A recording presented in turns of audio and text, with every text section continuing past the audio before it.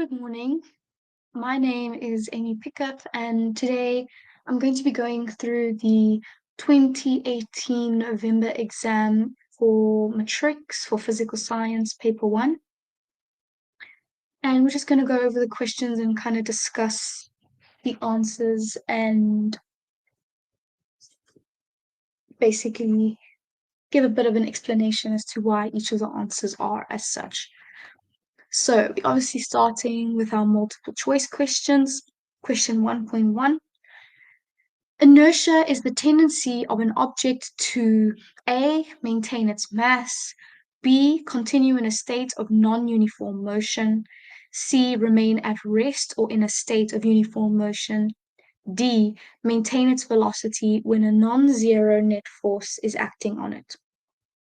Okay, so the first thing we need to know to answer this question is the definition of inertia is the tendency for things to remain unchanged, or for a more physical science perspective, matter continues to exist in a state of rest or uniform motion. So, from this definition, we can therefore deduce that our most probably correct answer is going to be C, because C says that inertia describes the tendency of an object to remain at rest or in a state of uniform motion. Okay, cool. Next, 1.2. A person stands on a bathroom scale that is fixed to the floor of a lift as shown in the diagram below. The reading on the scale is largest when the lift moves. Okay. A, upwards at a constant speed. B, downwards at a constant speed. C, upwards at an increasing speed. Or D, downwards at a decreasing speed. So let's discuss a few concepts first. If you were to be standing in a lift on a scale and the lift was not moving, it would mean that the reading on the scale while the lift is not moving is the normal reading. It will be an accurate representation of your mass. Okay, however, and we can basically turn our mass into a weight value. Obviously, we know the formula for weight is mass times gravitational acceleration. So it will be your mass multiplied by the gravitational acceleration of the Earth, which we know is 9.8 meters per second squared. However, when our lift starts to move either up or down, the value on the reading of the scale will change.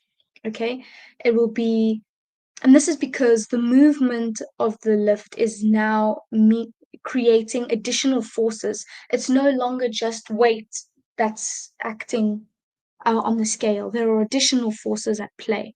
So it's very important to remember a general rule of thumb that if an elevator is accelerating upwards, it means that the scale reading will be larger. The scale reading will be larger than the scale reading that you measured when the lift was just standing still. A second rule is that when your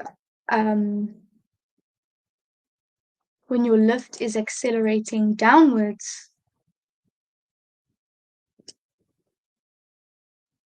your scale reading will be smaller than the reading that you observed when the lift was standing still. Okay?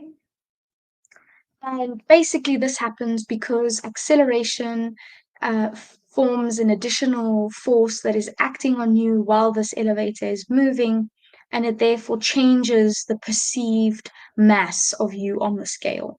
Okay, so now we can have a look at the two rules that I've outlined here, and we can see it says that the lift, when will this reading on the scale be the largest? And from the little description that I've given you here, we can tell that the reading on the scale will be largest when the elevator is moving upwards with an increasing speed. Increasing speed is synonymous with or can be directly understood as a lift that is accelerating. If you're increasing its speed, it means you have an acceleration. So C is the answer for that one. Okay? Next, an object is projected vertically upwards and we are ignoring air resistance. So as the object rises, its velocity, acceleration are both directed upwards. So velocity and acceleration are both directed upwards. Velocity and acceleration are both directed downwards. Velocity is directed upwards, but acceleration is directed downwards. Or velocity is directed downwards, but acceleration is directed upwards. So those are the options. But let's just talk about the scenario quickly. So we've got an object, so let's say it's a ball, and the word projected means that it is thrown up into the air. So generally we accept that the motion of the ball will look something like this until it comes back to where it was thrown from. Okay, so if you have thrown the ball upwards, it means that velocity is moving in the upward direction because it is moving upwards. You have thrown it upwards with a velocity, and velocity moves in the same direction as motion. Okay? However, the only force acting on this object while it is going through this motion is gravity or gravitational acceleration. And gravitational acceleration is always downwards or towards the center of the earth. Okay? And the reason that this ball is thrown up with a projected velocity and then eventually slows down to turn around and come back down to the earth is because acceleration is slowing this object down. Okay, and the only way for acceleration to slow an object down is if it is moving in the opposite direction to that of velocity. So velocity is moving upwards and acceleration due to gravity is moving downwards. And what this means is we can therefore choose C as our correct answer because C says that velocity moves in the upwards direction while acceleration moves in the downwards direction. Okay? Only if the object was increasing in speed or increasing its velocity can you say that acceleration and velocity move in the same direction. Okay, cool, perfect. Let's move on. Our next question says, ball P and ball Q of the same mass are dropped onto a concrete floor. Both balls hit the concrete floor at the same speed v. Ball B rebounds with the same vertical speed v, but ball Q rebounds with speed half v. Okay, so refer to the diagram below. Once again, we can ignore the effects of air resistance. So which one of the following statements regarding the collision of each ball with the concrete floor is correct? Is it A, kinetic energy is conserved for both balls P and Q? Is it B, the change in momentum of ball P is greater than that of ball Q? Is it C, the contact time with the floor is the same for both balls P and Q? And D, momentum is conserved for the collision of ball P, but not for that of ball Q. Okay, so let's have a look at answer A. It says that the kinetic energy is conserved for both balls P and Q. Okay, we can immediately eliminate this as an option. And the reason for this is because the only time kinetic energy is conserved, kinetic energy, we know the formula for which is half mv squared. And in this scenario, you can see that the mass of the ball never changes for either of them, but the velocity for both of the balls does not remain the same. So, as I said, kinetic energy is equal to half mv squared. Okay, and we can't say that kinetic energy for ball Q is conserved because the V at the original or the start while it's falling to the floor is V, but the V after it's come into contact with the floor and bounces back up into the air is half V. And so changing this half V means that we are changing the overall kinetic energy of ball Q. So it can't be A. Okay? But let me just erase this quickly. Let's have a look at the next one. Let's have a look at the next question or the next option. The next option says the change in momentum of ball P is greater than that of ball Q. So let's talk about momentum. The definition for, or not the definition, the formula. Momentum, or P, is equal to mass times velocity. Again, so we know that mass is never changing in this scenario. So the only thing that can cause a difference in our momentum is our velocity. So let's do a scenario for each one. So let's do a scenario for P. So this is for ball P. Let's do talking about the change in momentum. So you know change in P is going to be equal to final momentum minus initial momentum. Okay? So here we go. And we say the final momentum, we must also choose a direction as positive. Remember that in physics, we always choose a direction as either positive or negative. So I like to choose the direction that the object is initially moving in as the positive direction. So I'll say down is positive because both ball P and ball Q are originally moving downwards.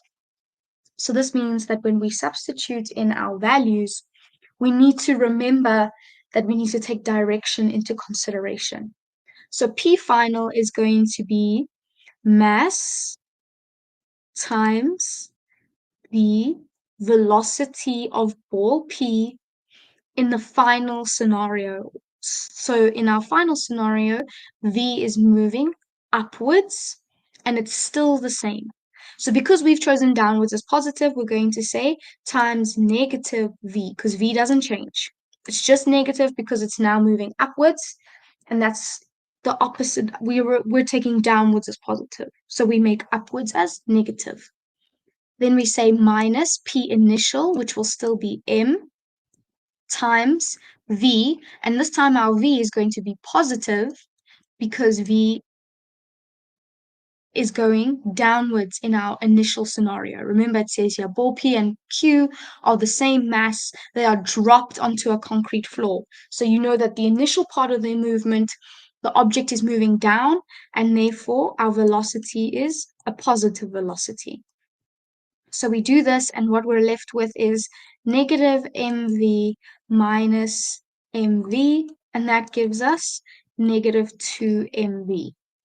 So that's for P now, okay? Now we do ball Q. Exact same scenario. Remember, change in momentum is equal to P final minus P initial. Keeping in mind, we're still keeping our directions as either positive or negative. Okay, P final for our cue ball is going to be mass times, and final we're moving upwards, the velocity is upwards, so it's times negative half V minus, and what we've got here is M times positive V, because initially our the cue ball is moving downwards, so it's a positive velocity. So what this gives us now is negative half mv minus mv. So what do we have here? We have negative a half minus 1 gives me negative 1.5 mv. Okay, and remember this is an indicator of direction. So for this one, it will be 2 mv upwards because we chose down as positive. And this will be 1.5 mv upwards. Okay, so now let's have a look at our question again. It says that the change in momentum of the ball P is greater than that for ball Q. And from this, we can see for our P ball, our change in momentum is 2 mv. And for our Q ball, our change in momentum is 1.5 mv. So therefore, B is the correct answer. And let's just talk about why C and D aren't the correct answers, right? So C you can automatically eliminate because they haven't given you any information about the amount of time these balls have spent in contact with the floor. You can't make assumptions when they haven't given you enough information to say yes or no either way. So you don't know enough to be able to say anything about C. And momentum is conserved for the collision of ball P, but not for that of ball Q. You also, uh, momentum, we know it's not conserved, either because the object is now moving in a different direction or because your Q object is now got a lower velocity than it did to start with. Okay, so we know the answer is B. So 1.5, if the net work done on a moving object is positive, then we can conclude that the kinetic energy of the object. So they're wanting you to look at two aspects here, net work and kinetic energy. So my suggestion would be now you go to your formula sheet and you look for applicable. And the applicable formula in this scenario is net work is equal to change in kinetic energy. And changing kinetic energy is the same as saying kinetic energy at the final position minus kinetic energy at the initial position. Okay, so if you have positive net work done, it means that your final kinetic energy minus your initial kinetic energy needs to be a positive number. It needs to come out as a positive number. And the only way for it to come out as a positive number is if your final kinetic energy is a larger number than your initial kinetic energy. Okay? And if your final kinetic energy is a larger number than your initial, it means that kinetic energy of the object has increased. Okay. Now we move on. So the spectrum, let me just quickly actually just erase some of the stuff so we have some space.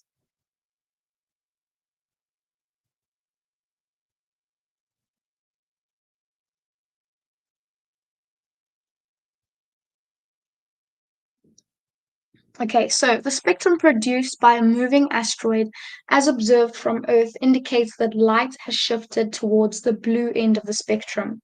Which one of the following frequency combinations of the observed light and the distance between the asteroid and the Earth is correct? Okay, so very important. It's important to know that when you're studying the Doppler effect, the Doppler effect is not only true for situations with sound, but it's also true and useful in situations using light. And one of the ways that scientists use this is to determine whether or not an object in space is either approaching or moving away from the Earth. Okay, in the same way, when we're doing Doppler effect, where you can basically tell if something is moving towards you or away from an observer, is based on the change in perceived frequency or pitch of sound. Okay, so in the scenario with light, obviously, we're not going to be able to hear anything, but the observed change in the frequency of light will give us a color, a specific color, and that specific color can then tell us, is it moving away or is it moving towards?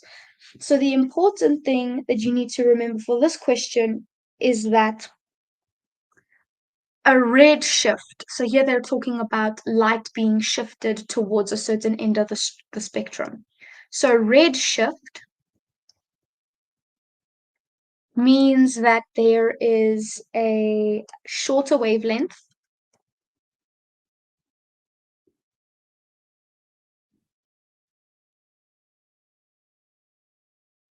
Okay, and a shorter wavelength means that there is a decreased frequency. because remember, wavelength and frequency are indirectly proportional. So that means that as one increases, the other one decreases. So we've got a shorter wavelength and we've got a wavelength that is smaller and a frequency that is lower. So remember, a wavelength,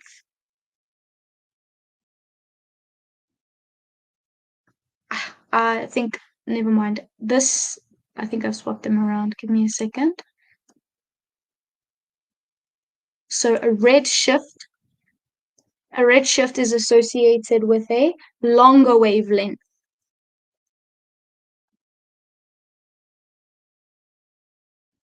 A longer wavelength. And a longer wavelength is associated with a decreased frequency.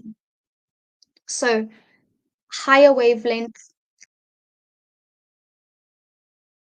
lower frequency. So the relationship is still the decreases. I just made a mistake when I wrote it down. Okay.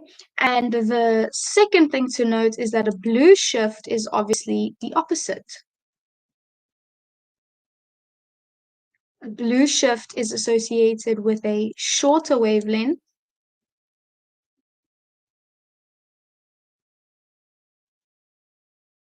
and a increased frequency.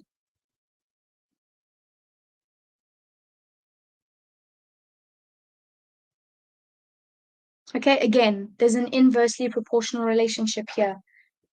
Lower wavelength, higher frequency. So as one increases, the other decreases.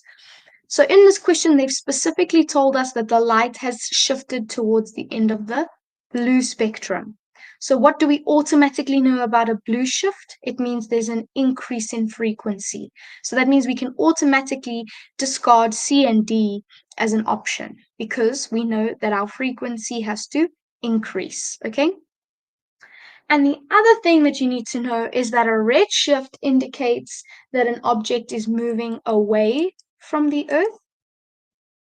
Same in Doppler, in the Doppler effect with sound, you need to know the rules for away and towards. And a blue shift indicates towards. Okay? So from here, they're saying the distance between the asteroid and the Earth is. So if this is a blue shift, and a blue shift means that the asteroid is moving towards the Earth, it means that the distance between the asteroid and the Earth is in fact decreasing. So that means that A is our answer. Okay? Now we move on to question 1.7. Three charged spheres X, Y, and Z supported by insulating threads. So the reason they say insulating in these questions is because electrons and electrostatic charges can't move through insulators. They can only move through conductors, okay? So they use an insulating thread so that the charges stay on the metal spheres that are hanging at the end of them and they aren't distributed into other parts of the system. So it means that everything that's happening is only happening on the metal sphere and not in any other part of the system. Okay? So they're saying that metal sphere X is negatively charged, and then they tell you how this negative charge affects the movement of sphere Y and sphere Z. So they've said that sphere X attracts sphere Y. So that means that sphere Y is attracted and it repels sphere Z. So you can see Y is moving towards X in scenario A, and in scenario B, Z is moving away from sphere X because it is repelled or it repels it.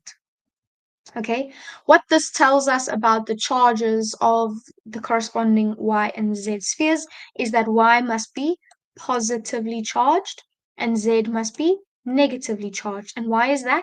It's because opposite signs attract, and they've just said that X attracts Y.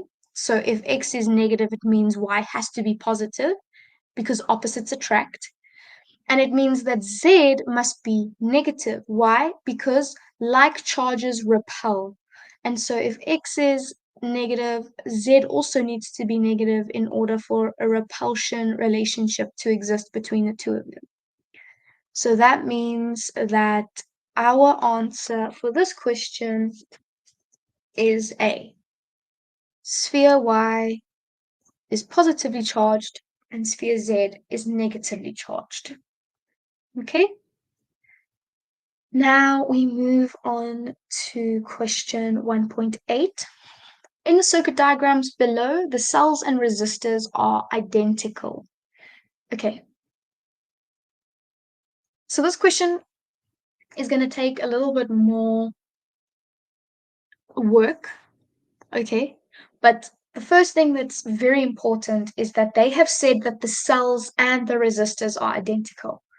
What this means is it means that the batteries or the cells have an identical voltage, and it means that the resistors, X, Y, and the unlabeled resistors all have an identical resistance, okay? So now they say the power dissipated in resistor X is P. So what will the power dissipated in Y be? Okay, so important to note that the two things that we're working with here are cells and resistors, which means the two variables that we're going to be working with are voltage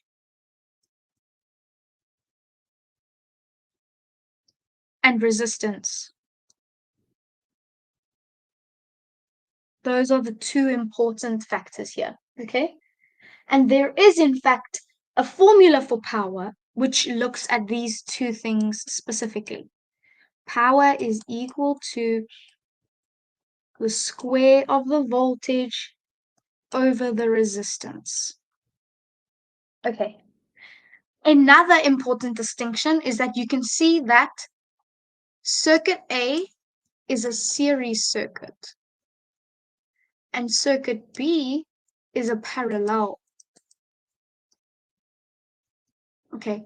And it's important because voltage and resistance are calculated differently for series and parallel circuits.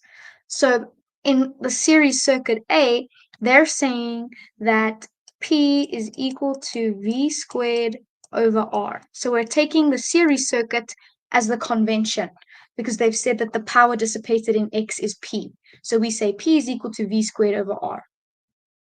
Okay. So you know that the voltage over here is going to be identical to the voltage over here. But in a series circuit, voltage is divided equally among the resistors or between the resistors that are in the circuit. So if this is a 12-volt battery, and because these are identical resistors, they're going to draw the same amount of voltage. So this one will draw, for example, half of our total, and this will draw the other half. This is just an example value. They don't actually give you values. Okay, but if this side is identical to this side, it means that this 12 volts also belongs on this side because they're identical. But the difference is that in parallel, the voltage is not split. The voltage is not split. So we're not going to have half of 12 going to the one and half of 12 going to the other. In parallel, both of the resistors get 12 volts. It's not split. All of the resistors in parallel get the same amount of voltage. There's no split happening. Okay? So that means that instead of having half of a value on our series circuit side, the formula on this side, our voltage is going to be double. The voltage being supplied to resistor Y in the parallel circuit is going to be double that what it is in the first circuit. So it means 2V squared over R, and R will be the same. Okay, if they were talking about total resistance, obviously our resistance would be different because there's a different formula for calculating total resistance in parallel as there is to series. But in this scenario, we're just looking at one resistor. So the resistance for X and Y, because they're identical, means it will be exactly the same. So the only thing that's changing here is the voltage. And as I've now explained, voltage is split identically, and because these are identical resistors, they'll draw the same amount of voltage. So if it's 12 volts, which it's not, I'm just using as an example value, X will get 6 volts and our unnamed one will also get 6 volts.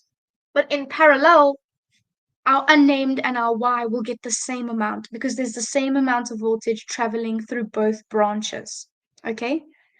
And that means that the voltage being supplied to Y is double the voltage being supplied to X, because in this scenario, the voltage isn't split. So what this means is you plug in your 2V, it's double the voltage that's being supplied to the resistor in the series circuit, and that basically gives us P is equal to 4V squared over R. And so our answer is D. It means that if a resistor has double the amount of voltage being supplied to it, its power will not be multiplied by 2, but be multiplied by 4. And the reason for that is because we need to square both. You square voltage and you square the number in front of it. And 2 to the power of 2 gives me 4.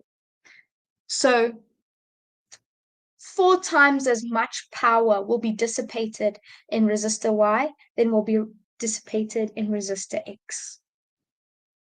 Okay, cool. Moving on. Which one of the following actions will not cause an increase in the induced EMF in a coil if the coil is rotated in a uniform magnetic field?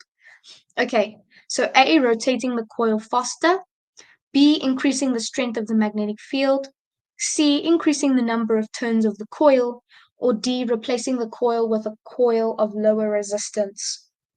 So it's very important to know that from the question, they're asking which one will not cause an increase in the induced EMF.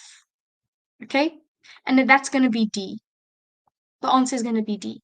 So when you're studying for your exam, I think it would be important for you to study A, B, and C as factors that can increase the induced EMF in a coil, because that is a question that comes up very often. Okay, and if you know that these three are the correct answers that for increasing EMF in a coil, not only will you be able to write them, but then in situations like this where it's a multiple choice, you'll be able to easily spot the one that's incorrect. Okay, because in these questions in your exam, they can ask you to actually write them out. There's often papers that say, name 3 ways that the induced EMF can be increased. And A, B, and C are your answers for that question. Okay? But D is the one that is the outlier, because they're saying which one will not increase the induced EMF. D is the answer that will not increase the induced EMF. Okay, and then our last question for our multiple choice. A learner writes the following statements about the emission spectrum of light in a notebook. So an emission spectrum is formed when certain frequencies of electromagnetic radiation pass through a cold gas. The lines in the emission spectrum of an atom have the same frequency as the corresponding lines in the atom's absorption spectrum. And an emission spectrum is formed when atoms make transitions from a high energy level to a low energy state. Okay, so the first thing that I can say is that this is not the definition for an emission spectrum. Okay, this is the definition for an absorption.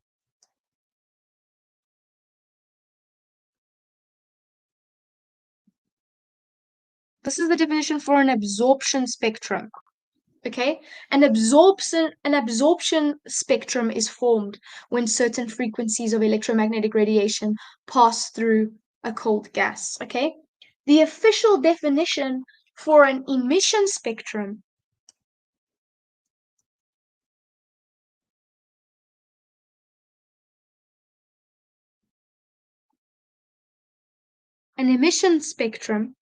is formed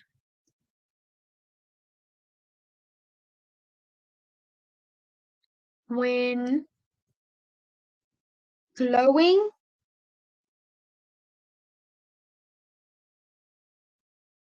hot gas emits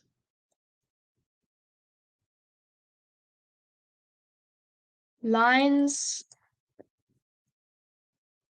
of different colors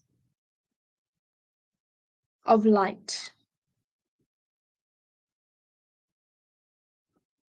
Okay, so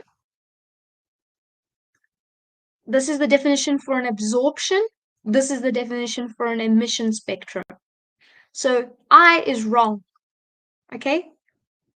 The second one says the lines in the emission spectrum of an atom have the same frequency as the corresponding lines in the atom's absorption spectrum. This is true, okay? Emission and absorption go hand in hand, okay? You can't have one without the other, okay? And this whole concept basically comes from the idea that you have an atom, you subject it to some kind of energy source, and the atom absorbs this energy. Okay? And when it absorbs this energy, it moves onto a higher energy level. It moves up, its energy increases. Okay? But it can't hold on to this energy forever. It has to release this energy at some stage. So when it's at this point and it's got all of that energy it absorbs, it eventually releases this energy again. Okay, it releases it again and it moves back down to where it was originally before it was given the opportunity to absorb that energy. Okay, so all of these things are talking about when energy is absorbed and emitted uh, on an atomic level to basically give us different colors of light. Okay, and when this energy is emitted and our atom moves back down to its lower energy level, we can see that emission of energy and we see it as light, light of a certain color. Okay, so 2 is definitely correct. 3, an emission spectrum is formed when atom makes transitions from a high energy to a low energy state. And as I've just explained, this is also true. So this means that C is our answer. Okay. Now we move on to our Newton's question, question 2. So a block of mass 8 kilograms is placed on a rough horizontal surface. The 8-kilogram block, which is connected to a 2-kilogram block by means of a light inextensible string passing over a light frictionless pulley, starts to slide from point A, as shown below. Okay, so the fact that they say that it starts at A and ends up at B, we can tell that the object is moving to the right. And remember, as I said earlier, my preference is to always choose the direction that the object is originally moving in as the positive direction. Because in physics, we always need to choose a direction as positive. Okay, you can stick to the conventions. The conventions are to the right is positive and upwards is positive. You stick to those conventions and you just use them as you please. But sometimes when the question is only moving in one direction, if that direction is to the left or down, for example, I would much rather use the direction of motion as positive than confuse myself at a later stage. So it just depends on you and it depends on how you prefer answering the questions, okay? But let's have a look. The first question says, state Newton's second law in words. Okay, so for these definitions, there is a document online that has all of the grade 12 physics and chemistry definitions. You need to go and find this document, or you need to get it from your teacher, because the only way you're going to get full marks for your definitions is if they are word for word. So you need to study them off by heart, actually. You need to ask your teacher for this document, or you need to get hold of this document, or you need to go through past paper memos and you need to collect all of the definitions for the ones that have been asked. And you need to write them down word for word, and you need to study them word for word, or you're not going to get all of your marks at the end of the year. Okay? So the official definition for Newton's second law, which is question 2.1, is when a non-zero resultant or net force acts on an object, the object will accelerate in the direction of the force with an acceleration that is directly proportional to the force and inversely proportional to the mass of the object. Okay, that's the official definition. Okay? Our next question says, draw a labeled free body diagram for the 8 kilogram block. Okay? So, one thing I like to tell my students is that if you are unsure of how many forces that you should be drawing on your free body diagram, the mark allocation is often a good indicator. Mark allocation often tells you how many arrows there should be on your free body diagram. Obviously, this is not always the truth. Sometimes they can change the mark allocation, but for the most part, it's true. Okay? So let's have a look at our 8 kilogram block. Here's our 8 kilogram block. Let's draw it for our free body diagram. Remember, there are rules to drawing your free body diagram. Number one, it has to be drawn in pencil. And number two, it has to be drawn with a ruler. So don't take my wonky drawings as perfect, because actually you need to draw them with a ruler. And you also need to label all of your forces. Okay, so the first force we know that's pretty much always acting. Oh, that's terrible. That's pretty much always acting on an object is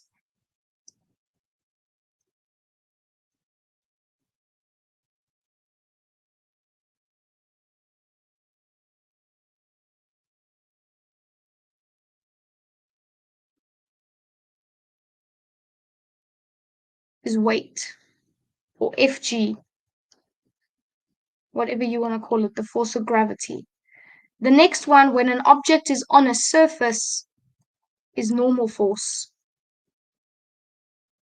Okay? Remember, normal force is the force that a surface exerts on an object that is in contact with it. Okay?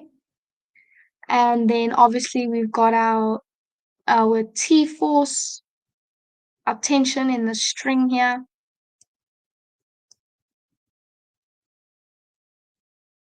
And also we've got, from the description, you can tell that there is, in fact, it's a rough horizontal surface. Whenever they say there's a rough horizontal surface, it means that there is friction. Okay, if it said it was a smooth horizontal surface, it would mean there was no friction. But rough tells you that there's friction. And because we've decided that the object is moving to the right, remember, friction is always in the opposite direction of motion. So we draw it to the left because the object is moving to the right. So here you go. This is your free body diagram. 4 marks, 4 arrows. Okay. Also, important to remember, you don't necessarily have to draw it to scale, but if your friction is like 80 newtons and your weight is 3,000, you need to make sure that your arrow for your friction doesn't look significantly larger than your arrow for weight. Okay? There needs to be some proportionality to your diagram. Okay? There needs to be some indication of the size of the forces. Okay? It can't be misrepresenting, making it seem as if your weight is much larger than your friction when it isn't, or vice versa. Okay? 2.3, when the 8 kilogram block reaches point B, the angle between the string and the horizontal is 15 degrees, and the acceleration of the system is 1.32 meters per second squared. 2.3.1, give a reason why the system is not in equilibrium. Okay, so the definition for equilibrium means that equilibrium means that you have a net force of 0. So only when your net force is equal to 0 does it mean that your system is in equilibrium. And there's only 2 scenarios where that can be true. If your system is stationary, so if your object is not moving, if it's standing still, it means your F net is 0. It means that your system is in equilibrium and there's no net force acting on the system. And there's a second scenario, and that second scenario is when your object is moving at a constant velocity. Okay, when your object is moving at a constant velocity, it means that F net is equal to 0. Okay, so we can very clearly tell that this system is not in equilibrium because there is a value for acceleration. Okay, acceleration means that you are definitely not at rest because you're moving. Acceleration only applies to moving objects. And number 2, it also means that your velocity is not constant. Acceleration means that your system is either speeding up or slowing down. And so you cannot be moving at a constant velocity if you have acceleration. Okay? So if we have a look at the official answer, it says that the blocks in the system are accelerating and therefore a non-zero net force is present. Okay, if you've got a non-zero net force, your system is not in equilibrium. Okay, so now they say use the 2 kilogram mass to calculate the tension in the string.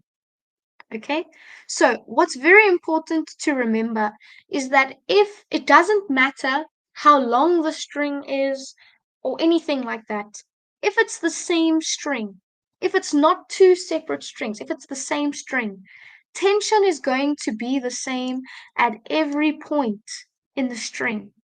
Okay, so if tension at this point is equal to x, it means that the tension at this point will be equal to x, and the tension at this point is equal to x, and the tension at this point is equal to x, and the tension at this point is equal to x. Okay, if it's the same string, the force of tension will be the same everywhere. Okay, so now they say they want us to use the information from the 2 kilogram block to calculate the tension. So how do we do this? Well, my suggestion would be you start by drawing a free body diagram for the 2 kilogram block. And there are actually only 2 forces acting on the 2 kilogram block. And those would be Fg, otherwise known as force due to Earth's gravitational acceleration or weight, and tension. Okay? So, where do we go from here? Now we say to ourselves, okay, well, we know that F net is equal to mass times acceleration. So we say F net, remember when you're doing F net, it needs to include all the forces that are acting on the object. Okay, and also another very important point, when you have 2 objects joined together by a string, so we've chosen to the right as positive. Remember that this object and this object are connected, and as this one is moving to the right, this one is moving down. So you need to choose the same direction as positive, even though they're not moving in the same plane, even though the 8 kilogram block is moving to the right, so on our x-axis, and our 2 kilogram block is moving down, which is on our y-axis, even though they're not moving in the same plane, their overall direction of motion needs to be the same. So if you've chosen to the right as positive for 8 kilograms, and the 2 kilogram block is moving down as a result of this motion to the right, it means that we need to choose downwards as positive. Because as this block moves to the right, this block moves down. So the same type of direction needs to be positive for both systems. You can't change it for the 8 kilogram and the 2 kilogram block. So we take down as positive for our 2 kilogram block. So from there, we can then say positive Fg, because remember, F net is going to be all of the forces acting here, plus negative Ft. Why? Because tension is going upwards. which is equal to mass times acceleration. So we say Fg, or otherwise known as weight, the formula for which weight is equal to mass times gravitational acceleration. So we say Fg, which is m times g, is going to be 2 kilograms times 9.8 meters per second, because g is the gravitational acceleration of the Earth, minus t, or Ft, is equal to our mass, which is 2 kilograms, and they've already given us the acceleration. They gave us the acceleration in the question. So we say multiplied by 1.32 meters per second squared. Okay? And then if we plug this into our calculator, we get Ft, or tension, to be equal to 16.96 newtons. Okay? Again, also the acceleration here, we've chosen downwards as positive. So, and the object is accelerating downwards. So we just substitute in as positive for both, because we're chosen down as positive. So 9.8 doesn't even have to be substituted in as negative because it's moving downwards. And 1.32, which is acceleration, the object is moving downwards, which is positive. So we don't have to substitute in a negative there either. So the tension in my string is therefore 16.96 newtons. Okay, I just need to get rid of some of this stuff quickly so we can do the next question.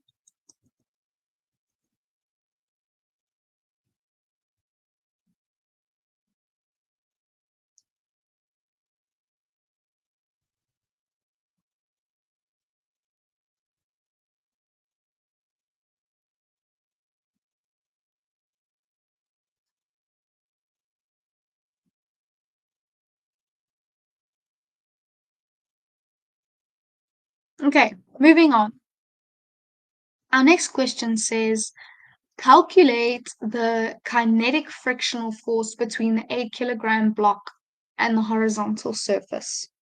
Okay, so let's talk about, there's kind of multiple ways that you can do this one. But I think let's stick to, we know, as we've just discussed, here's our free body diagram for our 8 kilogram block. So you know that when we're doing F net is equal to mass times acceleration, that we need to take into consideration all of the forces. Remember that you can't, it's all of the forces within one plane. So you either need to look at all of the horizontal forces. So in this scenario, that will be friction and one of the components, my horizontal component of Ft, or you need to look at all of your vertical components, or all of your vertical forces, which will be normal force and weight.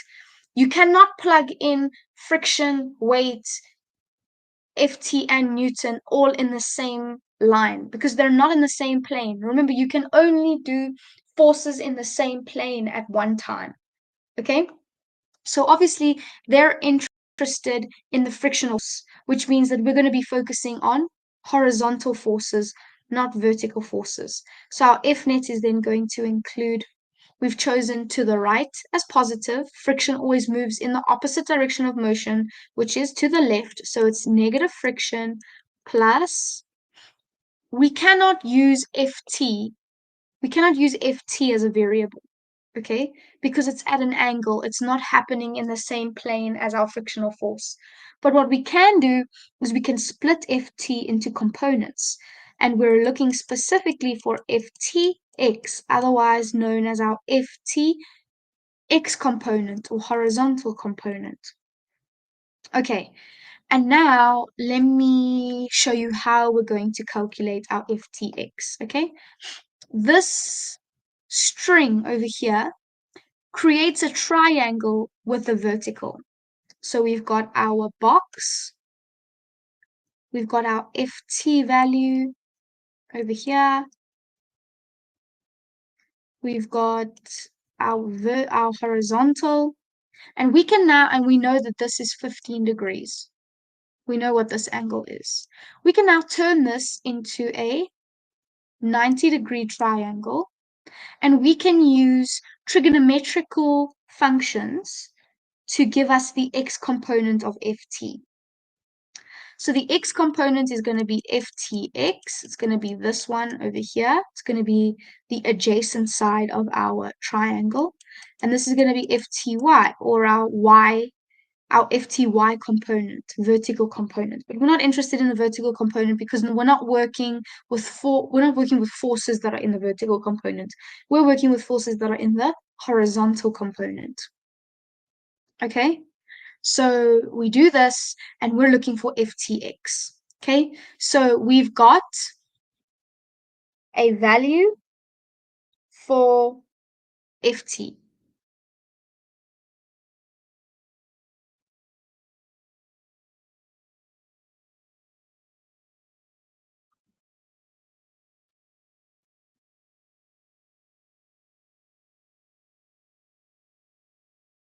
Our value for ft was the value that we just calculated, and that was our 16.96 newtons.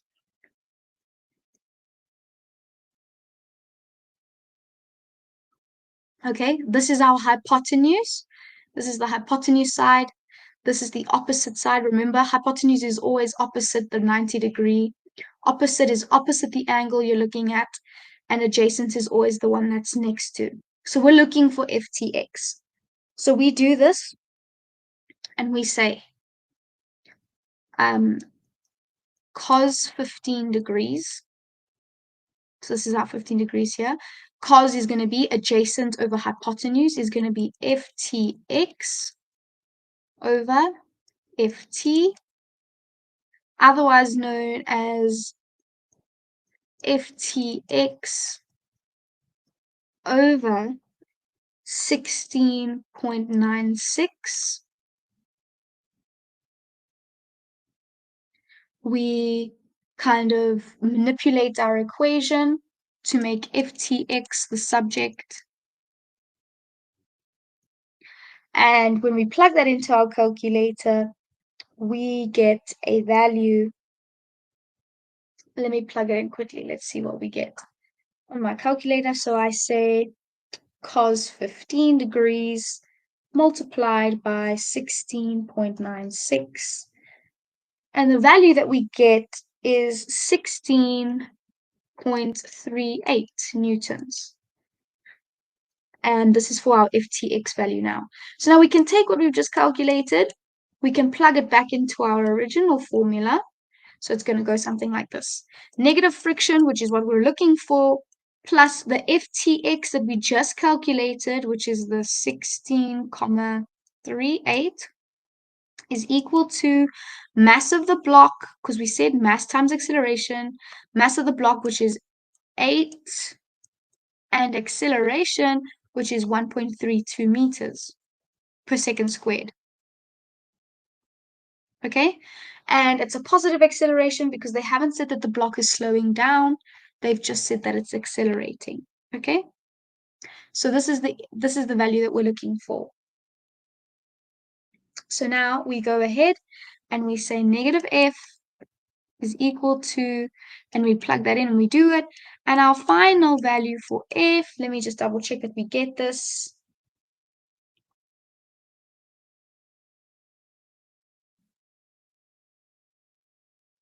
Is 5.82. And that is correct. That is the correct value. So that means that the frictional force that is being experienced by the block on this specific horizontal surface is equivalent to that of 5.82 newtons. And in this scenario, it will be 5.82 newtons to the left, because as I said, friction always moves in the opposite direction of motion. Okay, Now we have a look at our next question. It says 2.4. As the 8 kilogram block moves from B to C, so now we're not invested in this motion, we're invested in this motion over here. It says the kinetic frictional force between the 8 kilogram block and the horizontal surface is not constant. So it's saying that the frictional force of this block is constantly changing as it's moving closer to C. And they want to know, what is the reason for this? What is something that you can think of that would be the reason for this? Okay. And the reason for this is because the frictional force that we've just calculated was very heavily dependent on this 15 degrees. Okay. However, as this block is being pulled closer and closer towards this pulley, and this string is getting shorter and shorter, it means that this angle, the angle of the string with the horizontal, is going to slowly increase. Okay? It changes, it increases. As the string gets shorter, this angle becomes larger. The angle increases. And this directly impacts all of our other forces that we were looking at, because we just used that 15 degrees to calculate our FTX. If that 15 degrees changes, it means that our FTX value changes. And if our FTX value changes, it means that our friction changes. So as this block is pulled closer to the pulley, the angle between our string and the horizontal increases, and this therefore causes a it causes an increase in the vertical component of tension, which in turn causes a decrease in normal force. Okay, so not really much else to understand outside here, except that as this angle changes as a result of this block being pulled closer to this pulley, so will all the other values change. And one of the most important values that will change will be frictional force. Like I said, this 15 degrees was very important in calculating the frictional force that we just got, as you see over here. So if that changes, it changes everything. Okay, and then our last question for this one says the horizontal surface on which the 8 kilogram block is moving is replaced by another horizontal surface made up of a different material. Okay, will the kinetic frictional force calculated in question 2.3.3 above change? Choose from yes or no. Okay, so you know that the formula for kinetic frictional force is mu k, or the kinetic frictional constant multiplied by normal force. Okay, so the two things that influence our kinetic friction is our normal force and our mu k, or our kinetic frictional coefficient. And one of the things that affects the value of your kinetic friction coefficient is the type of surface that your object is on. Okay, the frictional force or the coefficient is very dependent on the nature of the surface. So we can assume that if we're putting our object on a different horizontal surface, we don't know, they haven't specified that that horizontal surface is going to have an identical material composition to the original horizontal surface. So we need to make an assumption that some changes have occurred, that maybe this new surface is made of something different. So to give you some perspective, if you were pulling a wooden box that weighed 8 kilograms across a pebble path versus grass, or versus a shiny, smooth surface that had oil on it, that's every single one of those surfaces is going to have a different amount of friction. The one that's smooth and has oil on it is obviously going to have the lowest or maybe even no friction, because there's nothing really opposing you moving that object. But then our pebble path will have the most friction, because that box, it's not going to be easy to pull that box over an uneven surface. Okay, so the most important takeaway from this question is that the type of material that the surface is made from heavily impacts the kinetic coefficient, the frictional kinetic coefficient.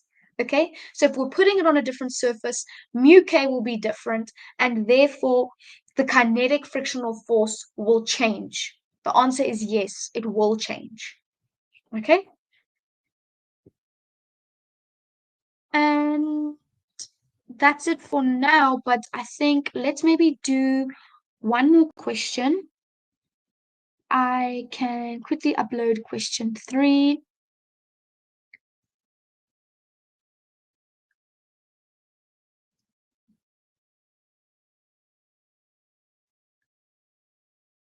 Let's have a look. Just give it a second to load.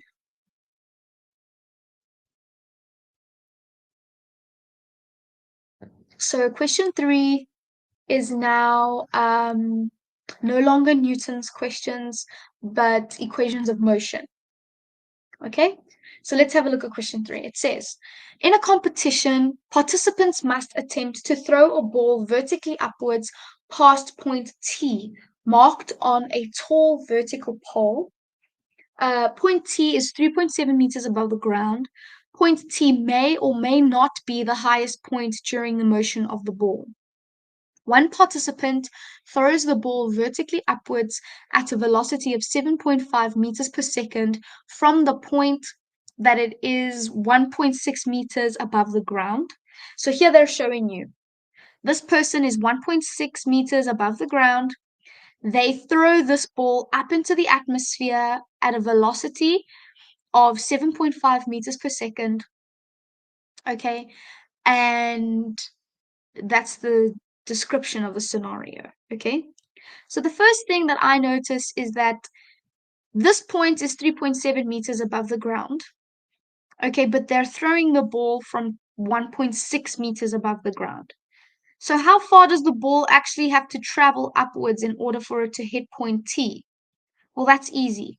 For that, we're going to say 3.7 meters minus 1.6 meters, because we're taking the total distance that it has to travel. It has to travel 3.7 meters to reach point T, but it's not being thrown from the ground.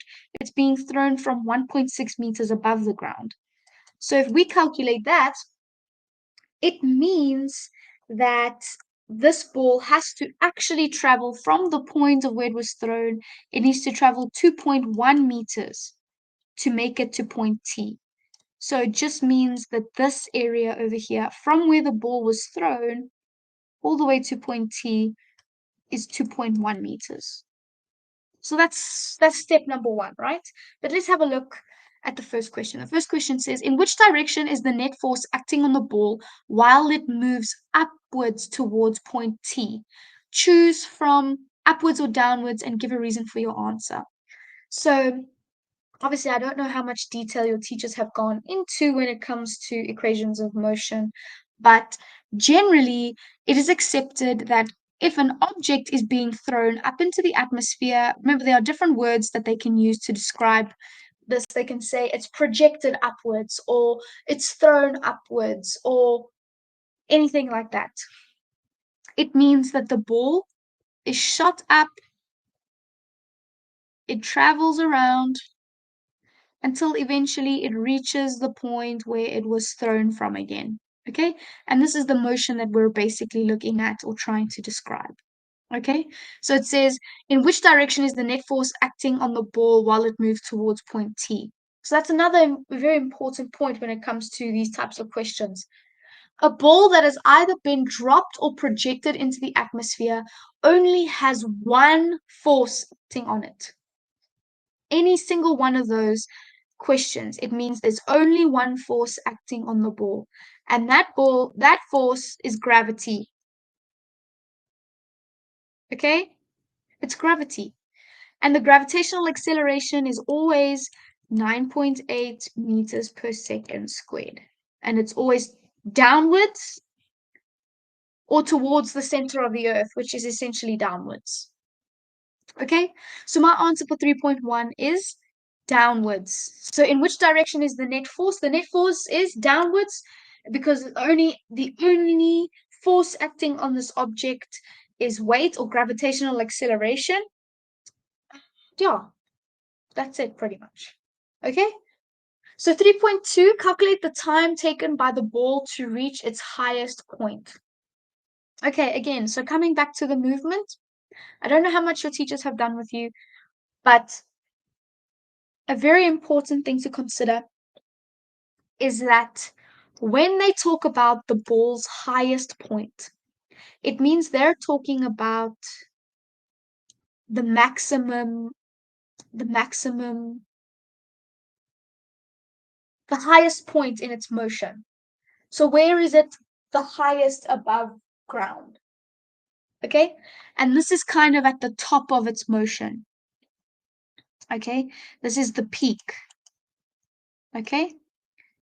And it's very important to know as well that when a ball reaches its peak point, its velocity is equal to 0. When the ball reaches this peak or this Vmax position, it means that the velocity is equal to 0. At this maximum peak, velocity is equal to 0. So keeping that in mind, we can do several things. We can say the initial velocity. So with these questions, I always make a little summary for myself of what information do I have and what do I need? What am I looking for? So the initial velocity is, as they've said, 7.5 meters per second. Okay.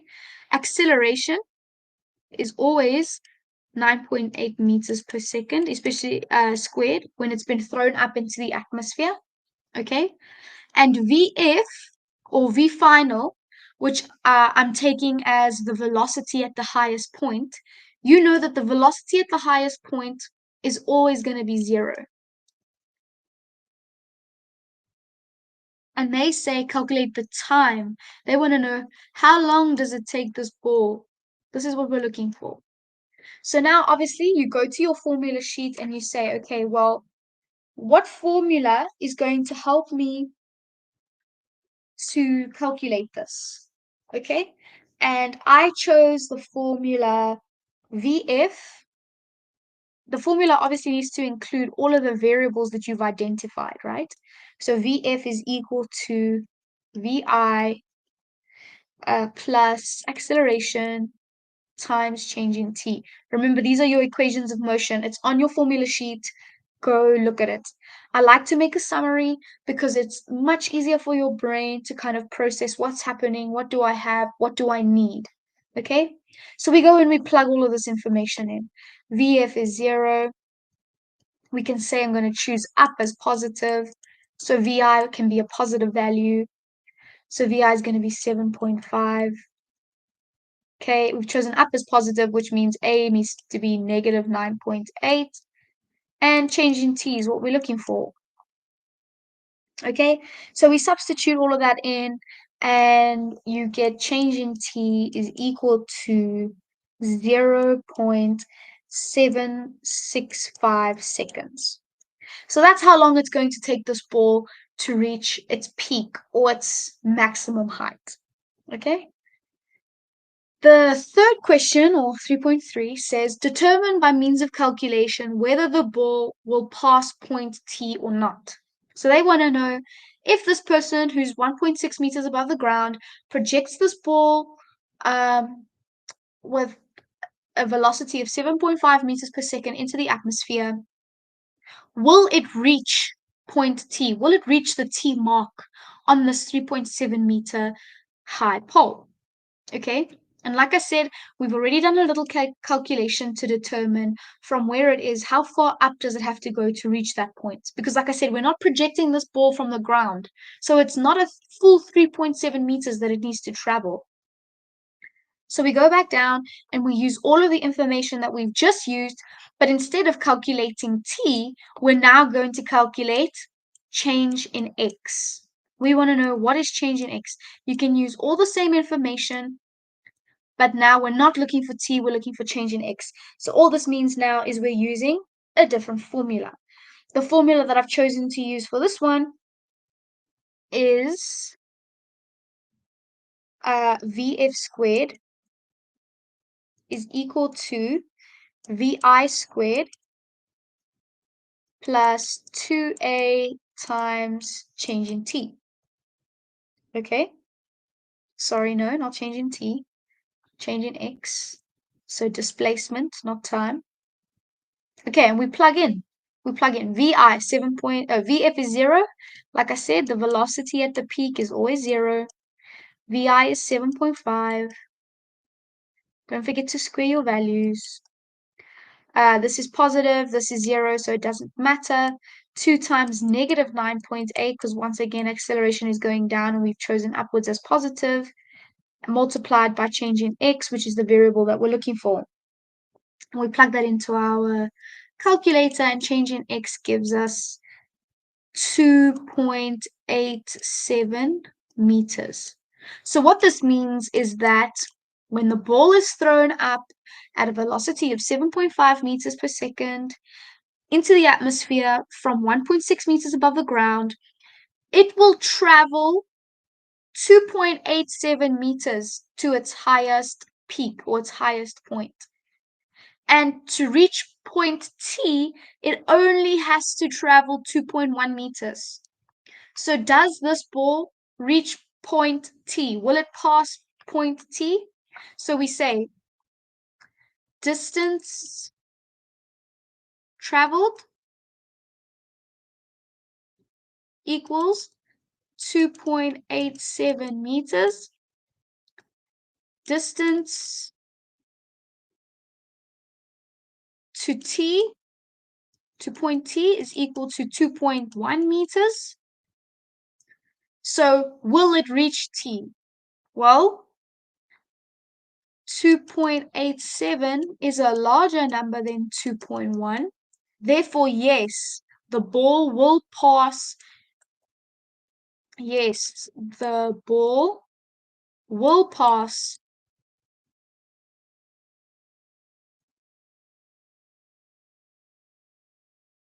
point T. Okay. And then our very, very last question is draw a velocity time graph for the motion of the ball from the instant it is thrown upwards until it reaches its highest point.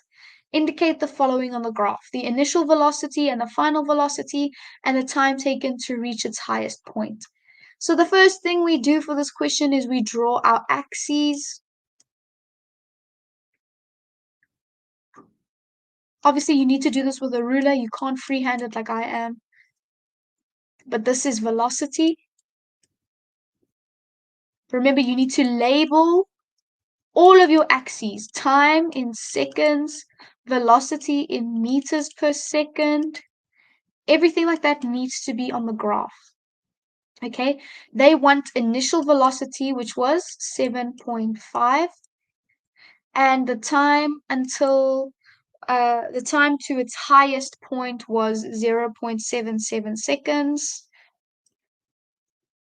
If we go back up and look at what we calculated, you'll find that t was equal to 0.765, so we round that off to 0.77. So we put that here, 0.77. Okay, and remember, VI is 7.5, but VF is 0.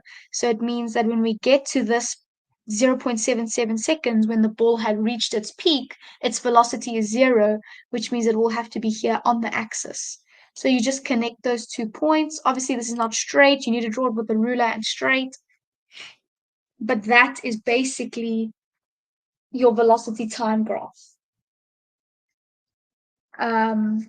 Because as I said, when it reaches its maximum peak, it is not traveling with any velocity. So that's how it looks. Okay, like I said, you're going to get a mark for having your initial velocity on there. You're going to get a mark for the fact that it's supposed to be a straight line. This doesn't look like a straight line, but it should be.